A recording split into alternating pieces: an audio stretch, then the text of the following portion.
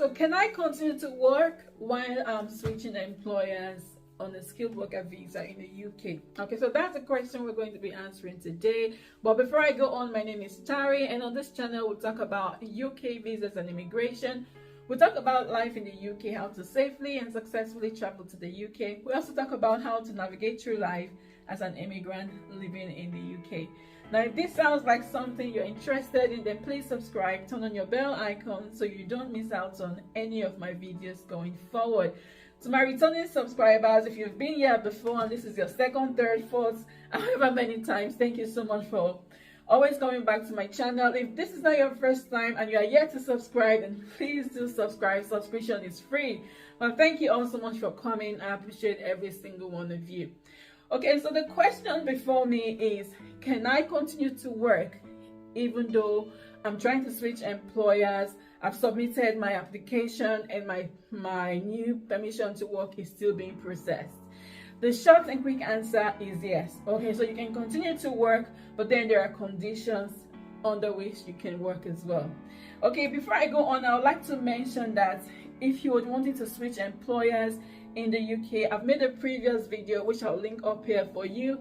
If you haven't seen it, I go through the process in that video just to help your understanding of how to go about it if you're wanting to switch employers, or if you know someone that wants to switch employers now or even in the future. Okay, so if you've gotten a new job, if you're on a skilled worker visa and you've gotten a new job and you're wanting to switch, you can switch your employer. So you can submit your application 3 months before at least 3 months before the start of your new employment. So yes, you can submit your application 3 months before.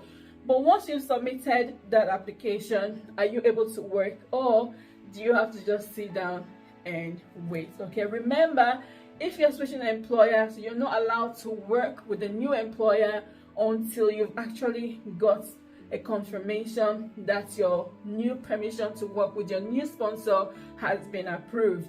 Okay, so if you're not able to work with your new sponsor, are you able to continue working with your old sponsor? Okay, so the answer is yes.